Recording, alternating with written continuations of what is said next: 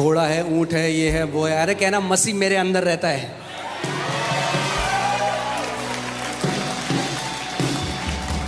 यानी आप कह रहे हो प्रभु कहता मेरे बच्चे, मैं तुझे आशीष तो देना चाहता था, पर तेरे घर में एक घोड़ा रखा है इसलिए तुझे आशीष नहीं दे सकता।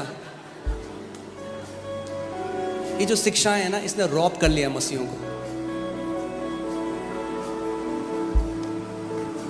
महान है वो परमेश्वर जो मेरे अंदर है उससे जो इस दुनिया में है। अगर कोई आए ना प्रार्थना करे आपके घर में, ओ बहन मैं देख रही हूं आपके पूर्वज, आप क्या बोलोगे? आप कहना अबे खामोश। कहना मेरा पूर्वज अब्राहम है। क्या बोलोगे? कौन है हमारा पूर्वज?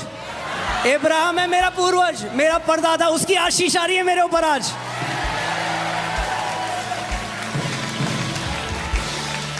Amen. When I was placed in Christ, my genealogy changed. मेरा परिवार बदल गया। यदि कोई मसीह में है तो वो एक नई सृष्टि है। पुरानी बातें, पुराने श्राप बीत गए, देखो सब कुछ नया हो गया है।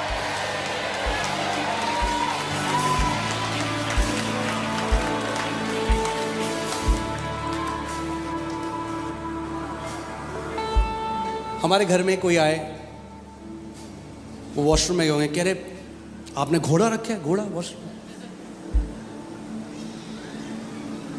मार दो फिर सारे घोड़ों को जाके। ये नॉनसेंस टीचिंग कहाँ से आई? मुझे समझ में नहीं आया। अरे परमेश्वर ने बनाया घोड़ों को, परमेश्वर ने बनाया हाथियों को। हाथियों को बनाने वाला हमारा परमेश्वर है। क्या करो फिर? गन लो, सारे हाथियों को मार दो। जब मैं नया नया मसीह में था, मेरे को बोला मोमो नहीं खाने, स्कॉर्पियो गाड़ी नहीं चलानी, स्कॉर्पियंस, स्नेक्स एंड स्कॉर्पियंस।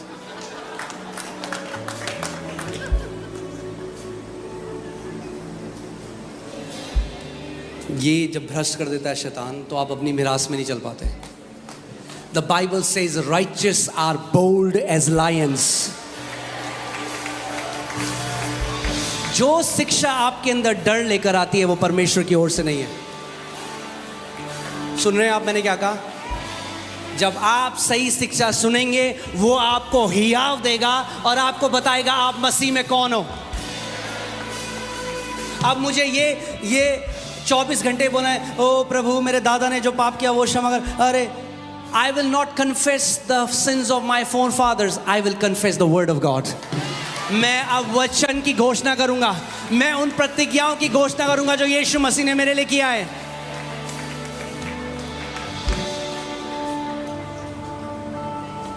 आमीन। आप सोच सकते हो अगर यीशु मसीह, उसके दोनों साइड चोर थे, हाँ थे कि नहीं थे? दोनों चोर थे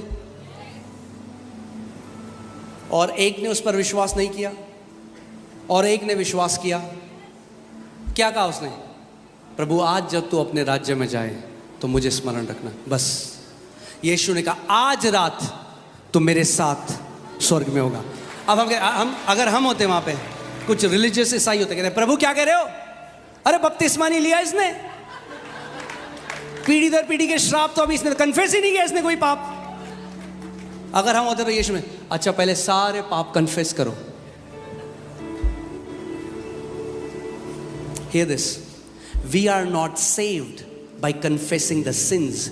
We are saved by confessing that Jesus is the Lord. Romeo में क्या कहती है बाइबल? यदि तू अपने दिल में विश्वास करे और मुंह से अंगीकार करे कि यीशु प्रभु है, तो तू और तेरा घराना उद्धार पाएगा।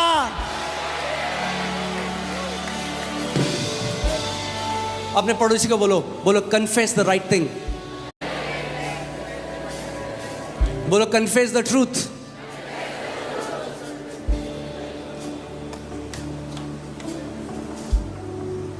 आमीन।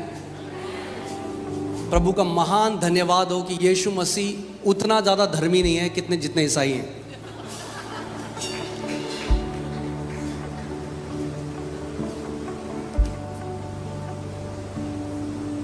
हमने ना उद्धार को इतना मुश्किल बना दिया है। बहुत बड़ी कीमत यीशु मसीह को देनी पड़ी उद्धार के लिए, मगर जानते हैं आपके और मेरे लिए उसने बहुत इजी बना दिया। यही तो उसका अनुग्रह है। यीशु मसीह ने उन फरीसियों को डांटा, बोला कपटियों, सांप के बच्चों, ना तो तुम स्वर्ग जाते हो खुद, ना तो उन्हें जाने देते हो जो जाना चाहते हैं। अरे इतना सरल है। अपने मन में विश्वास करो और अपने मुंह से अंगीकार करो कि यीशु प्रभु है, तो तुम उद्धार पाओगे। हम कहते नहीं नहीं ऐसा नहीं होता, अब आपको ये भी करना है, आपको ये भी करना है, आप ये भी ऐड करो, ये भी घटाओ, ये करो वो करो।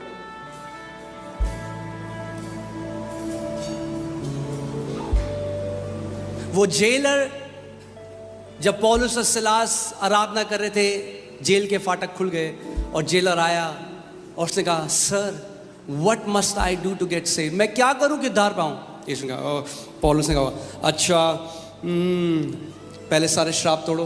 उसने कहा, believe in the Lord Jesus Christ, you and your household shall be saved. यीशु पर विश्वास करो, तू और तेरा घराना उद्धार पाए। Believing the truth is powerful.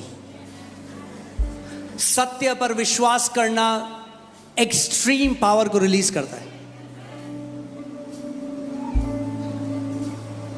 तो अगर फिर कोई आपके घर आए और बोले कि मैं देख रहा हूं आपके घर में आपकी उन्नति इसलिए नहीं हो रही है, आपके बच्चे को जॉब इसलिए नहीं लग रही है, आपकी बेटी की शादी इसलिए नहीं हो रही क्योंकि आपके घर पीढ़ी दर पीढ़ी के श्राप है, क्या बोलोगे आप? अबे खामोश।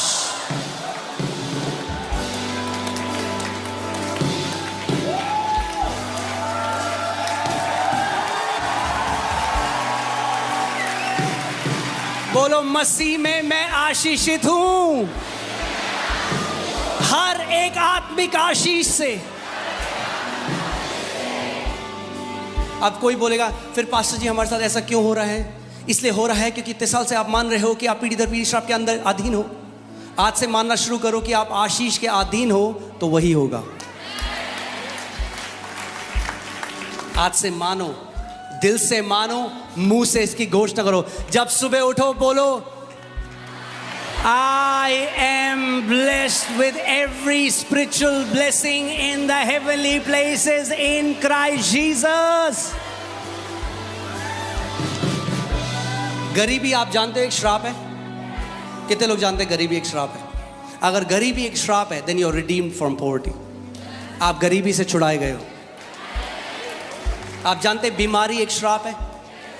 You are redeemed from sickness. आप जानते हैं डिप्रेशन, एंजाइटी, पैनिक अटैक्स एक श्राप है?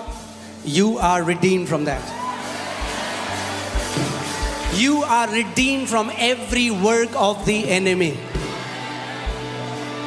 अपने पड़ोसी को बोलो, it's easy. बोलो, आशीषों में जीना आसान है।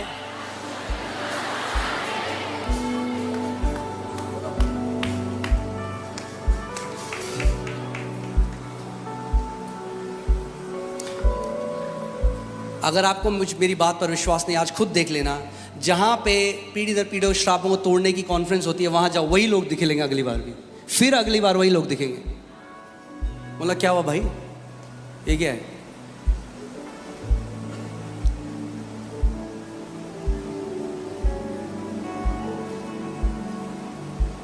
जहाँ आप बैठे हो वहाँ श्राप आपको छू नहीं सकता।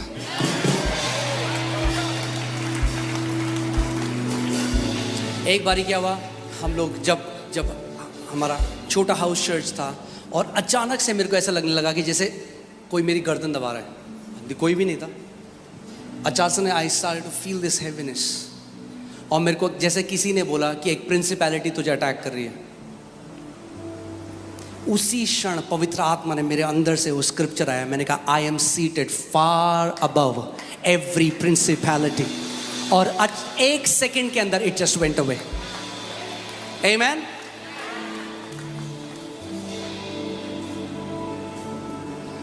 आप सारी प्रधानताओं, सारी हुकूमत, सारी ताकतों से, दुष्ट आत्मा की हर एक शक्ति से बहुत ऊपर मसीह के साथ स्वर्गीय स्थानों में बैठे हो।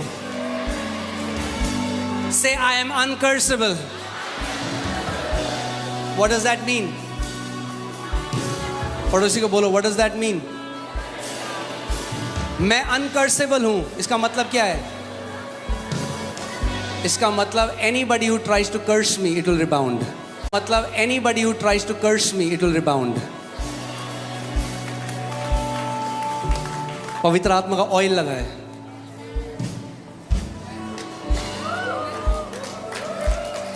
सो जो आपको श्राप दे रहा है,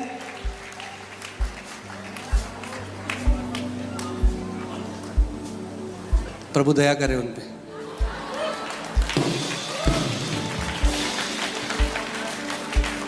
Say, I'm uncursable. Say it again, I'm uncursable. Say it again, I'm uncursable. Kenneth Hagin uncle के पास एक बार एक विश्वासी लेडी आई और बोला कि मैं मानती हूं जो वचन में लिखा है, मगर मेरे साथ वो हो नहीं रहा, मैं क्या कहूं? मैंने पढ़ा है, आपने बोला है, मैंने सुना है। उन्होंने कहा, बेटी बार बार इसकी घोषणा तब तक करती रहे जब तक तेरा हृदय विश्वास न करने लग जाए। Because we have to school ourselves into faith. हमें क्या है? अपने आप को एक प्रशिक्षण में डालना है। The word is near you when it is near you, when it is in your mouth and in your heart. वचन तेरे निकट है जब वो तेरे मुंह में है और तेरे दिल में। मैंने आपको क्या बताया था? जब मैंने ये आयत बोली शुरू करी इफिसियों 1:3 कि परमेश्वर पिता ने मुझे सारी आत्मिक आशीष, मेरा दिल नहीं मानता था इस बात को, क्योंकि कर्जे थे, बैंक वालों के फोन आते थे। पर मैंने क्या किया? मैं उसकी घोषणा करता रहा। एक दिन मेरे दिल ने विश्वास किया और मेरे मुंह से अंगीकार हुआ, और जैसे ही हुआ उसका प्रकटीकरण मैं देखने लगा। For the law of faith to work, the law of faith is the law of the spirit of life, and it will set you from every law of sin and death. और law of faith कैसे कार्य करता है?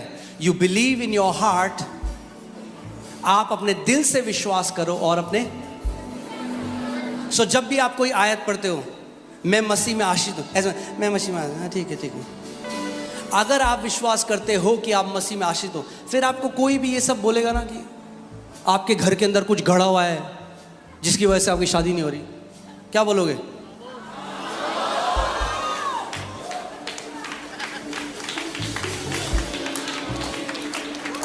Are you telling me that something external is greater than Christ who is in me? क्या आप मुझे बता रहे हो कि ये चांदी का सिक्का जो किसी ने गाड़ा था मेरे घर में, वो मसीह जो मेरे अंदर उससे ज्यादा सामर्थी है?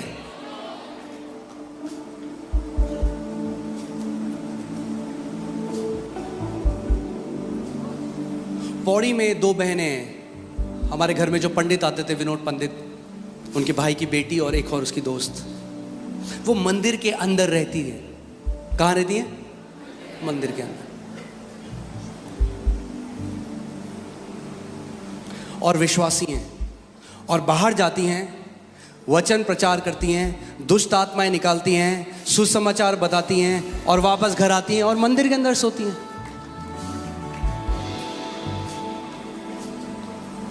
और ब्लेस्ड है। क्यों? क्योंकि वो जान गई हैं कि मसीह जो हमारे अंदर है वो महिमा की आशा है।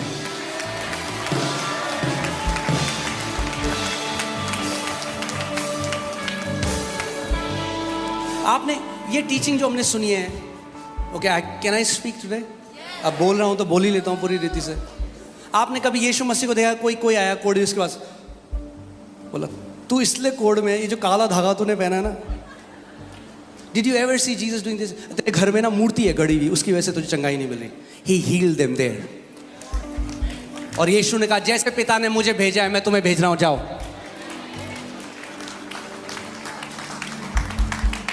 यस, अगर कोई विश्वासी है और विश्वास करने लग गया और कलीसिया में आ रहा है और फिर भी काला धागा पहना है, तो मैं कहूँगा भाई क्यों पहना है? वचन नहीं पचा। मगर ये कभी नहीं कहूंगा कि परमेश्वर की सामर्थ को रोक दिया इस काले धागे ने। अरे परमेश्वर को कौन सा धागा रोक सकता है?